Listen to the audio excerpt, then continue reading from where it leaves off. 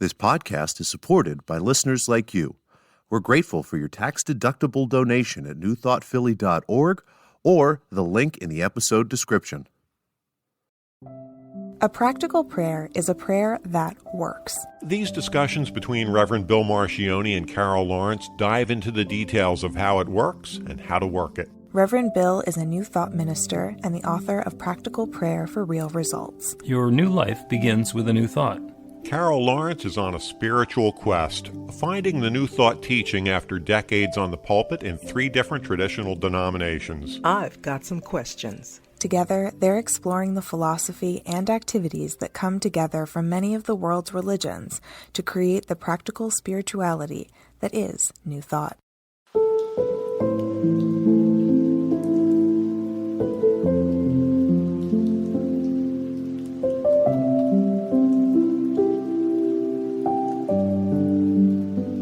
Welcome to the Practical Prayer Podcast. I'm Carol Lawrence, and I'm here with Reverend Bill Marcioni. And you got a new notebook. So I got a new notebook. You're taking this seriously. I'm totally committed. Once I get that notebook, it's a wrap. Okay. So, and what are we talking about today?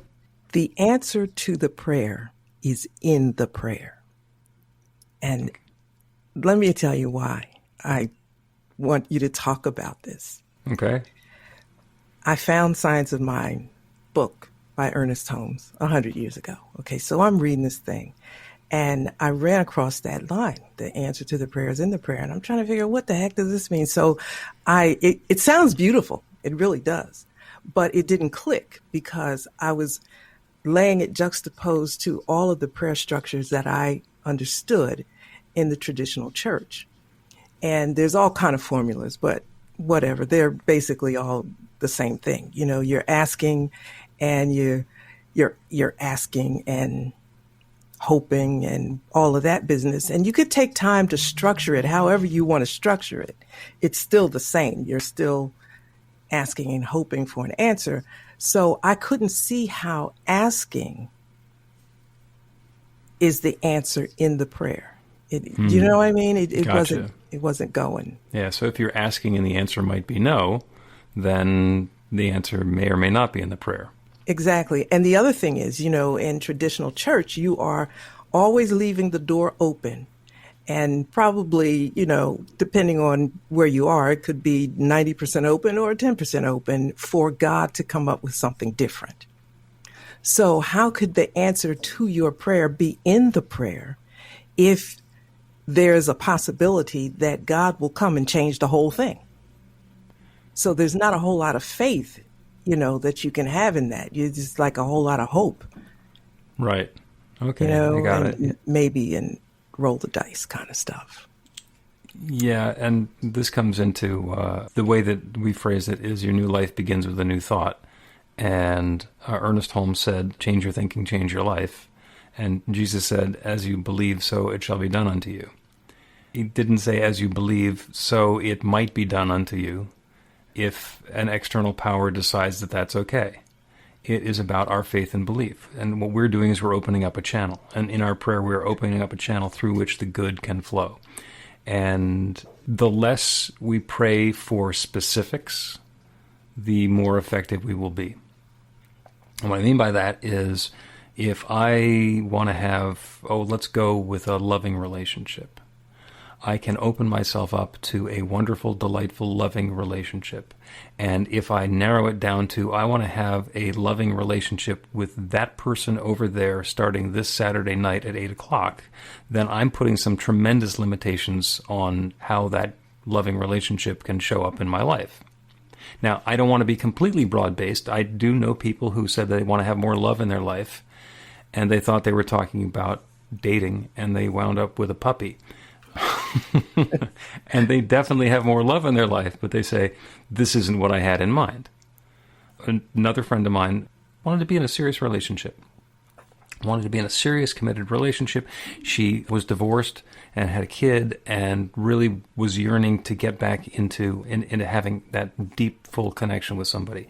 And we were in Science of Mind classes together. We were learning these prayer techniques, and she set the intention for having that wonderful, deep, loving, committed, delightful relationship. And it showed up.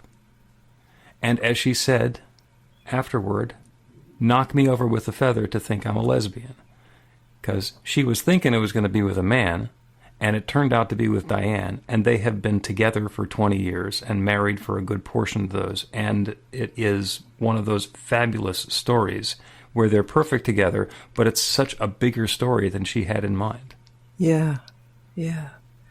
So then you said that you don't want to be specific. I now, specifically when people are saying that they want a relationship, I ask them if they want a same-sex relationship, an opposite-sex relationship, or if they don't care. And some people don't care. And, you know, with one person... So you actually ask them that? Oh, yeah. I tell them the story about Kate and Diane. So, yeah. So what I'm thinking, what I'm hearing is it's about being open. You know, being specific or non-specific is one way of saying it, but being open to every possibility. And there are some possibilities that we don't really want to be open to, and it goes beyond our particular belief, and that's okay. But the more we can focus on how we want to feel and the tone and the texture of the life experience we want to be having, and the less focused on the details we can be, the more likely it is that we're going to get an experience that we're looking for out of the prayer that we're doing. And that itself, when you talk about going for the feeling, what we want to feel, that's a bit of a shift also, because we don't focus on feeling. We live in our heads, some of us, and that's what is acceptable, and respectable. You think this, but you don't go with your feelings. You know what I mean? Right. You pray for what you should pray for? Yes. You should all over yourself. You should all over yourself. That, yeah. It just doesn't help. You say these phrases, and I go to use them, and I thought, I'm going to check with him to see if it's cool. But yeah. You're making the assumption that I made them up. Well, I don't, if you say you didn't make them up, that's fine. But I think you should always check with somebody they might have authored it, and you say, is it cool if I use this? If not, I'll give you credit. Yeah, and thank you. And, you can feel free to say, yeah, my teacher, Reverend Bill, says, don't should on yourself. Yeah, well, I have a lot of times when I say my teacher, Reverend Bill, says. Okay. Everybody wants to know who this teacher, Reverend Bill, is. Well, so now I can point them to the podcast. Yep. We have a series of promotional postcards that we, pithy little sayings that we came up with a few years ago. And one of my favorites is the one that says, you've got questions, we've got questions too. I like that. I like that. But, okay, so go back to when you were saying that you will ask the person if you're interested in same-sex or open to anything else, heterosexual, homosexual relationship. And I looked, when you said that, I said, do you really ask them that? But that's so important, right, to clarify. Yeah, and I read the room a little bit before I ask that question, because usually we're sitting there and we're doing the intake before we do a prayer together, and they're talking about the relationship they want to have. And so I'll say, am I correct in assuming that you want that relationship to be with a man? And sometimes I go, oh, yes, of course. And sometimes I'll be a little bit more edgy in the way that I ask the question, because it's a fun question. Yeah.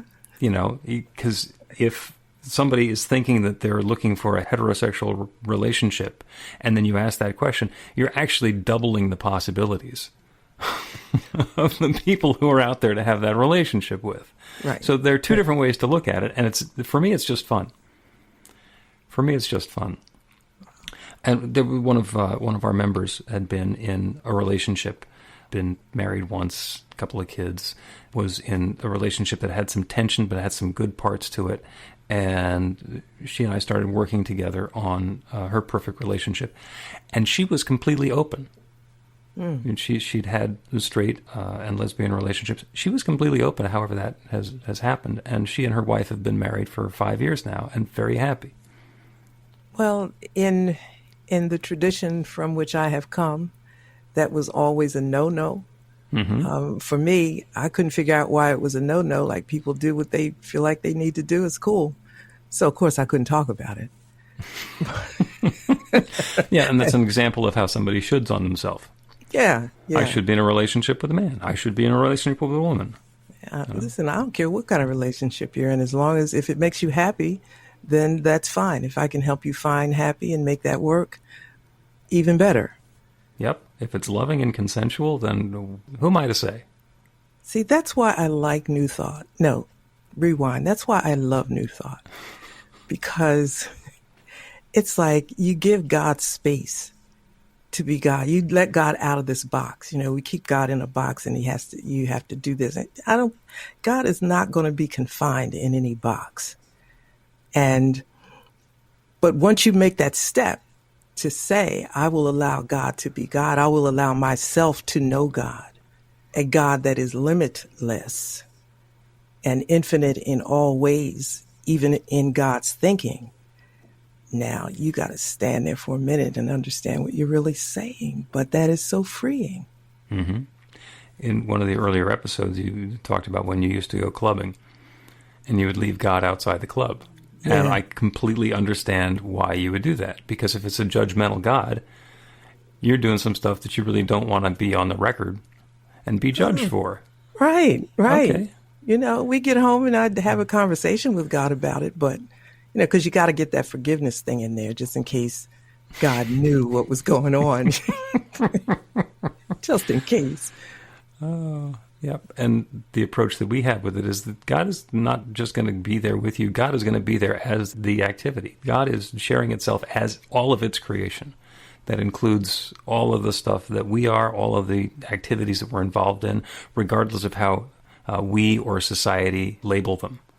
You know, if it's possible, it's okay with God. And that opens up a conversation for something else I know we'll go into, but seeing God in everything. And that is so amazing. It's just incredible because, you know, in the traditional church, and I don't want to get away from the subject, but, you know, this is your fault. You started going down this way, so I'm going with you. I should stay on topic? Yes. Watch out. When I was really young, you know, we had the hymn book, and you could only sing certain hymns, you know, and they were nice and meaningful. But once you get a certain age, you know, a little bit, you need something else. So around that time, gospel music was being introduced into the church, which the church said was the devil's music. Right. And I questioned that immediately because if God can't be confined to playing music one way. You know, we live in a big world. And even though I lived in a small world where there was only church music, gospel music, and jazz, that's all you ever heard. You know, those were only genres that you knew. And then maybe classical. Well, God wasn't in any of that. He was only in the hymn book.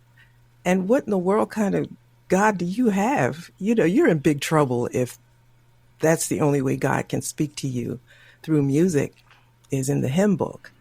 And so when you start questioning, you know, it gets bigger and bigger. Yep. And better and better. Well, let's take a quick break and come back and talk about the notion of putting up a sign that says God not welcome here, which is what you're going to do if God is only in the hymnal and you're going to do other music when you're not in church. Okay. Okay, that's good. Get inspiration in an instant. God calls are the gentle and uplifting moment of truth to help you remember that the bright light of God's love is shining right now as you. It's your God Call with Reverend Bill. Start your 2-week free trial today, and you'll get a phone call 4 times a week from Reverend Bill with an uplifting half-minute message filled with insight, wisdom, story, and fun. Let your light shine. You can answer the call to listen to it live or let it go to voicemail so you can hear it later. After the free trial, your subscription is just $5.95 a month. The details are at godcall.org.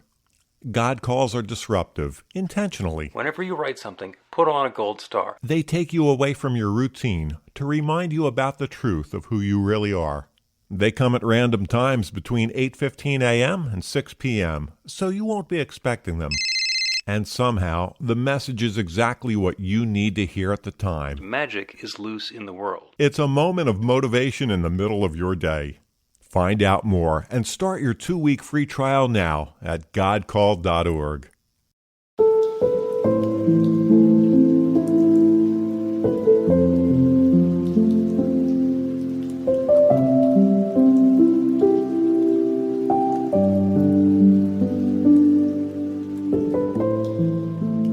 Welcome back to the Practical Prayer Podcast. I'm Carol Lawrence, and here with Reverend Bill Marcioni, and the conversation has been amazing. It's the notion of, you started out with the answer to the prayer is in the prayer. And we've been on just a torturous path where we got down to the notion in some religions that there are places where we're engaging with the divine, where we're engaging with God, and there are other places where we say God's not welcome. Like when we go into the club or when we play the devil's music, which, by the way, is fun. Yeah. Well, there's a lot of places in the traditional way of living, Christianity, where God is not welcome. And it's a way of life. You don't even question it until you stumble upon things. I read a book by Watchman Nee many, many years ago called Practical Christian Living. And so I was so excited, I took it to church and I was talking about that. And that was like, no, there's no practical Christian living. It's just this kind of living. And so I tucked the book away and I said, look, I'll read this on my own time. But God is not allowed to express God's self in any way that God wants. It can only be this way. And how limiting is that? We are all created differently. Our personalities are different. Our inclinations, our likes and dislikes are different. So how can there just be one way that God expresses? Yeah, and I think what that means is that it's not a judgmental God, it's judgmental people who are telling us how we have to engage with God. Yeah. Because for whatever reason they're claiming, this is not okay with God, so you shouldn't do it. That, from my experience, that tends to be the people who are sitting in the front of the room, telling the people in the rest of the room what they should be doing. Yes. Yeah. And, it's about controlling the room, of course.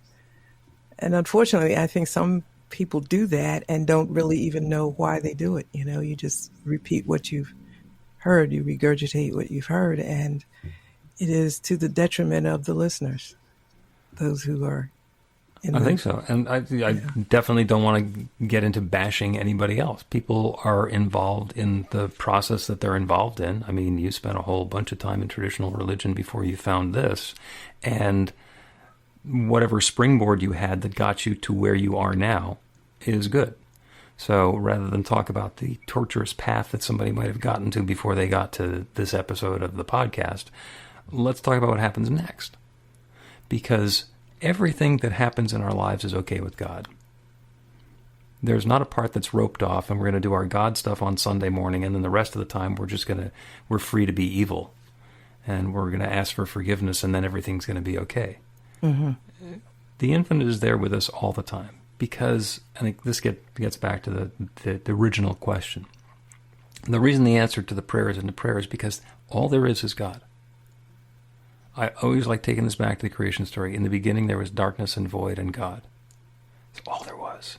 And God said, let there be light, and there was light. And where did the light come from? Well, all there was God. So that's where the light came from. And then God created a whole bunch of other stuff, and where'd that come from?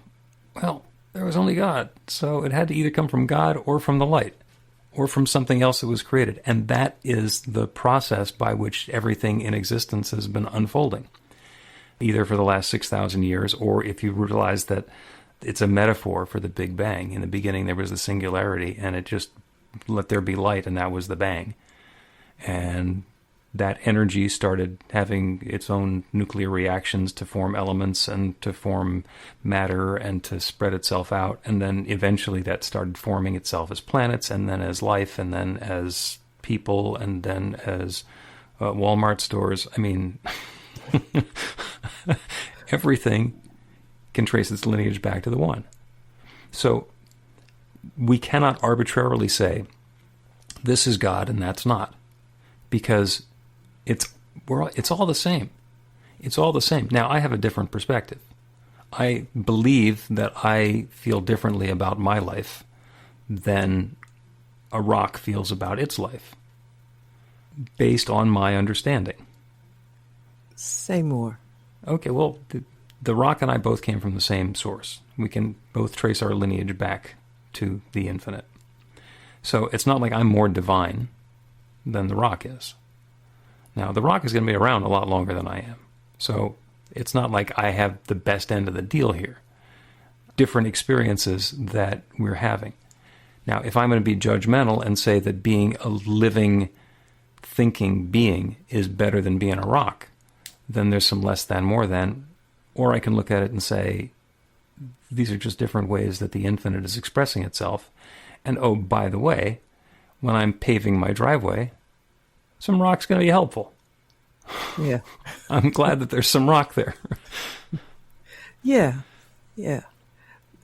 That's digging all the way deep, which I like to do, to see how it works, how God can be in everything.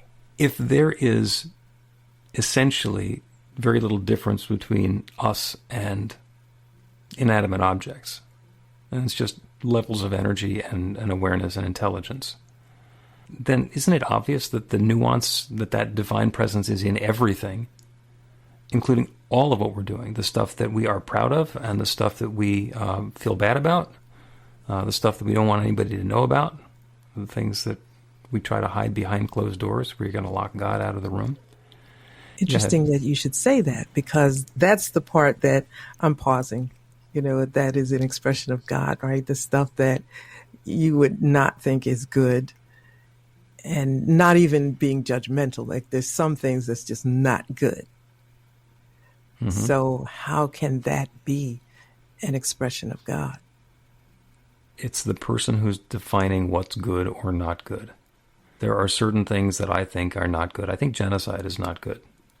I think that abuse, mental, physical, sexual, child abuse I don't like it. I have a thing against it. And it's one of those path that we're on things where there was a lot less fighting and there were a lot fewer wars in the world after World War II than there had been in all the years leading up to World War II. So you could look at World War II and say that was bad. That was horrible. But that was also a turning point because we realized that we'd gotten to the point where we can wreck everything. So as a population, we started backing off of that and having less in the way of wars. So World War II, good news, bad news, who can tell? Okay. World War II is a good example, but you expressed some other things prior to that are not, I don't think, so easy to explain away. They're not okay with me. In the society that we're in a world where people can be motivated to do things to harm or abuse other people or children, I think it's really important that the rest of us say no and put a stop to it and put a stigma on it and put people in jail to separate them from society to protect the rest of us. Because we can, as we're working together cooperatively, determine the sort of world we're going to live in. Agreed. God's not going to decide what kind of a world we're going to live in. God says, here, it's your world. Have a nice time. It's like borrowing the car from Dad. And, Dad tells you, take care of yourself, drive safely, be back at whatever time it's going to be. Doesn't necessarily tell you everywhere that you're going to go or all the things that you're going to do that you're going to have fun with. It's basically, you have the keys, you have the wheel, you can now go do what you're going to do, and then it becomes your judgment about what it is that you're going to do. Crash it into a tree right down the block, that's probably not what you had in mind and also not what Dad was hoping for. But Dad let go of that when he gave you the keys. So, okay, I get it, that it's you doing this, but it isn't an expression of God. You know, evil isn't an expression of God, or God expressing God's self through evil. Evil is just a huge judgment. What we like to say in New Thought is that that it's all love. Everything that exists is love, because that's what God is. God is love unfolding. That sharing of self that came from creation, that is love. So everything is love. And sometimes it doesn't look like it. Sometimes things look like they are evil. Sometimes things look like they're bad or uncomfortable or unwieldy or scary. And the fear is when we are not able to see the love in the situation. I sometimes describe it as the light. When we're looking for the light and we're seeing the darkness, there's something blocking it. The shades are closed, there's soot on the glass. We are standing with our back to the light, and all we can see is the shadow.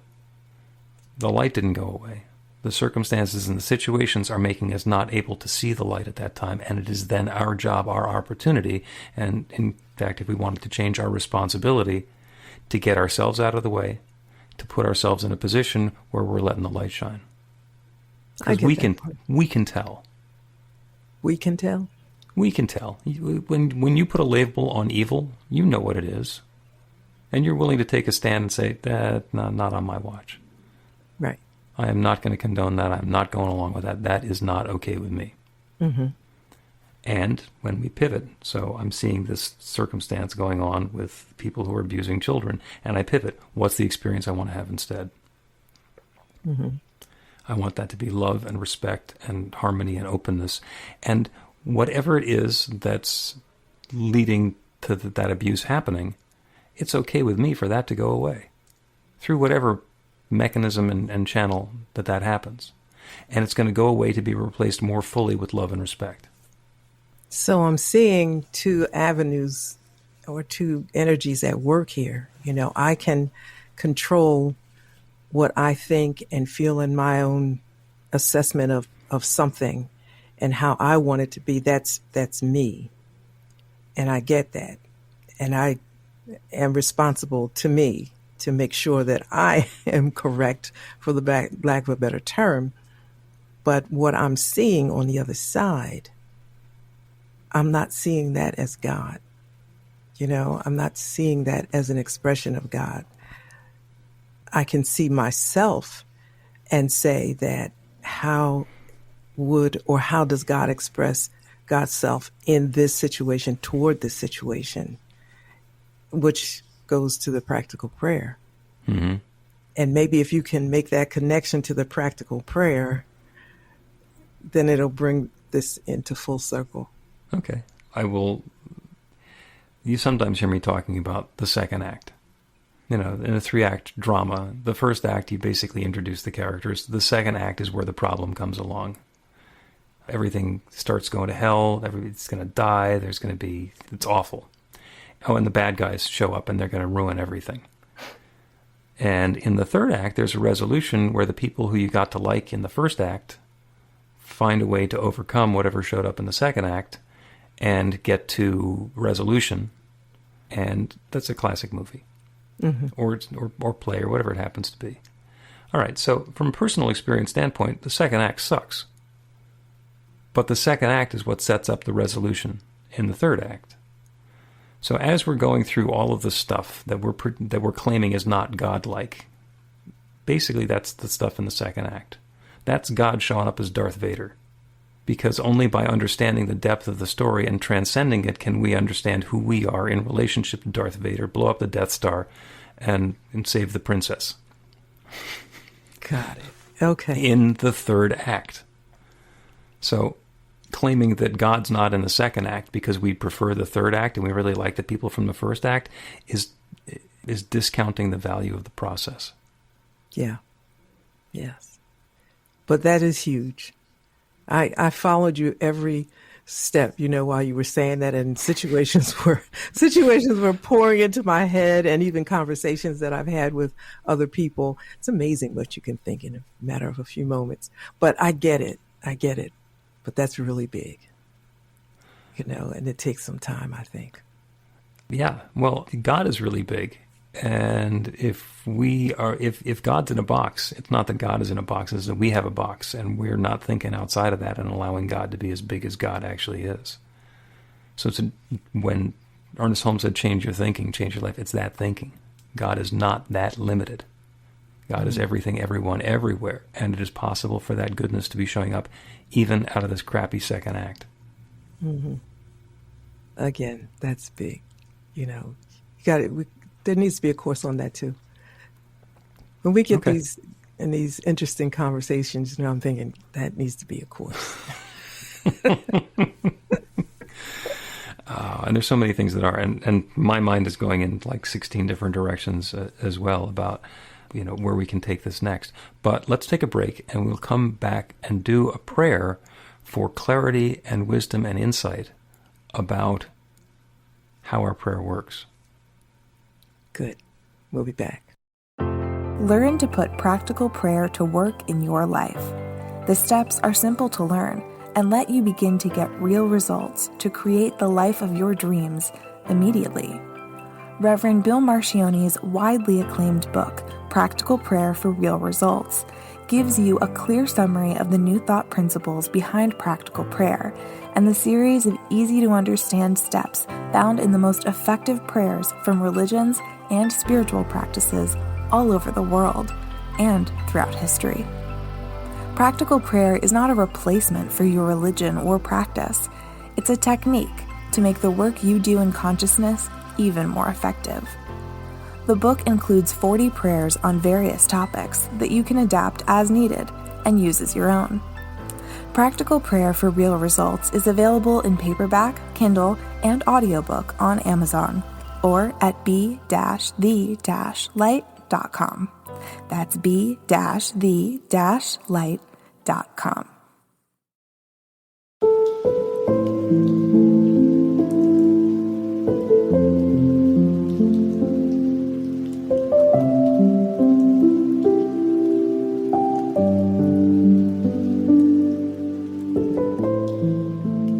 Welcome back to the Practical Prayer Podcast. I'm Carol Lawrence, and here with Reverend Bill Marcione. We're going to have a prayer. We're going to do a prayer. Okay, and clarity. Yeah, where you started this episode is the answer to the prayer is in the prayer. And there's been a lot of discussion about where God is and where God is not. So the prayer is going to be on that perspective, on opening ourselves up to that infinite power and presence that is in everything, the things that we like and the things that we don't like, so that we can be in harmony with setting our intentions. We can basically open ourselves up to allow that infinite power to flow in a way that brings more good into our lives. Good. And when I say good, it's not good with a capital G like it's the good that God wants. The good in our lives is whatever it is that each of us finds to be good. And that's life-affirming and positive and uplifting. Things like prosperity, a lot of people find to be good. Things like robbing banks, people generally find to not be good. And you know the difference. And if there's somebody who's listening, there's somebody who's listening to this prayer who can think, now I'm going to get away with a really great heist. I think they've probably missed the point, but it applies just as well to everybody. Only you would think about that. You'd catch that one. The answer to the prayer is in the prayer. So let's go ahead and take this into prayer. Let's go ahead and turn away from the details in the world around us. If it's safe to do so, go ahead and close your eyes, or go to a soft focus, or otherwise let loose the attachment to the evidence showing up in the physical universe around us, so that we can turn our attention to the divine, to that infinite power, that creative source that creates everything. As described, it's God. In the beginning there was darkness and void and God said, let there be, and there is.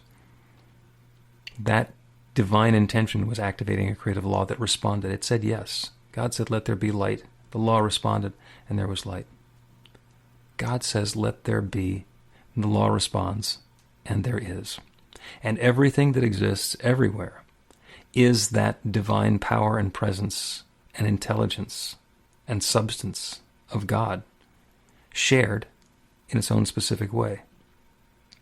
It's the same story in the Big Bang. It is all the one being shared in different ways, unfolding, evolving, whatever words we want to use. Everything that exists is that divine presence expressed in its own unique way. And as sentient, intelligent beings, each one of us has the ability to use that infinite intelligence, to access that divine creative power, to activate that law that always says yes, by setting a positive and powerful affirmative intention. Let there be good. Let there be good and more good and more good for each of us and for all of us in ways that we describe as good, in ways that are life-affirming and supportive, and bring more love and more joy and more harmony and more peace and more sweetness and more richness and more prosperity, more health and vitality, more depth of relationship, more creativity, more rich and comfortable sharing, more deepening of spiritual consciousness into each of our lives. Good and more good unfolding for each one of us and for all of us. The answer to the prayer is in the prayer. The intention of the prayer is for good unfolding for each of us.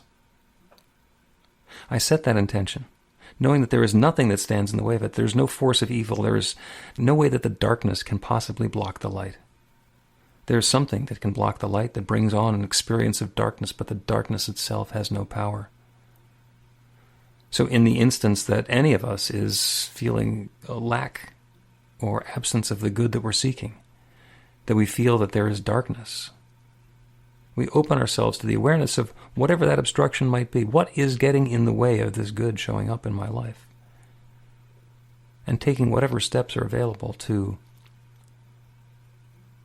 clean off the lens, to remove the obstruction, to turn towards the light, to do our part, to engage in this process, to allow the love to flow, for the light to shine, for the good to unfold.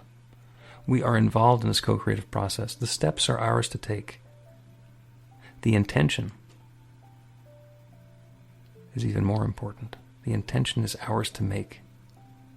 The intention for good and more good, as we understand and experience it, unfolding in the lives of each one within the sound of my voice.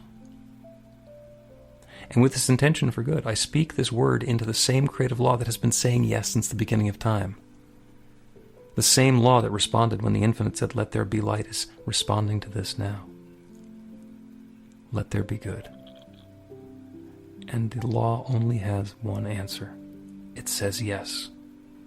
It says yes, and that's why the answer to the prayer is in the prayer, because the answer is yes.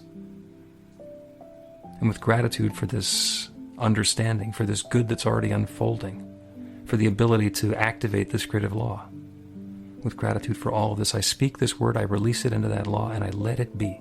And I know, without question, doubt, or hesitation, that this is so. And so it is. So it is.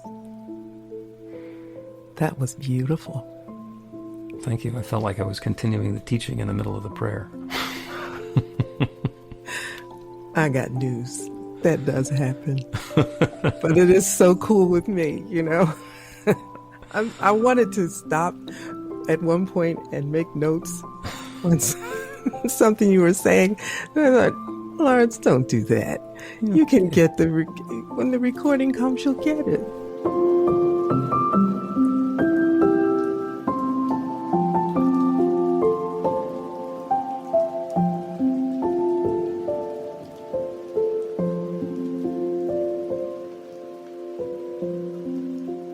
The Practical Prayer Podcast with Reverend Bill Marcioni and Carol Lawrence is a production of BeTheLight.com. be-the-light.com. where you can find more information about practical prayer for real results. Our theme is by Music of Wisdom. You can learn about the spiritual community of New Thought Philadelphia with daily guided meditations, Weekly celebrations of spirit and Reverend Bill's classes in practical spirituality at newthoughtphilly.org.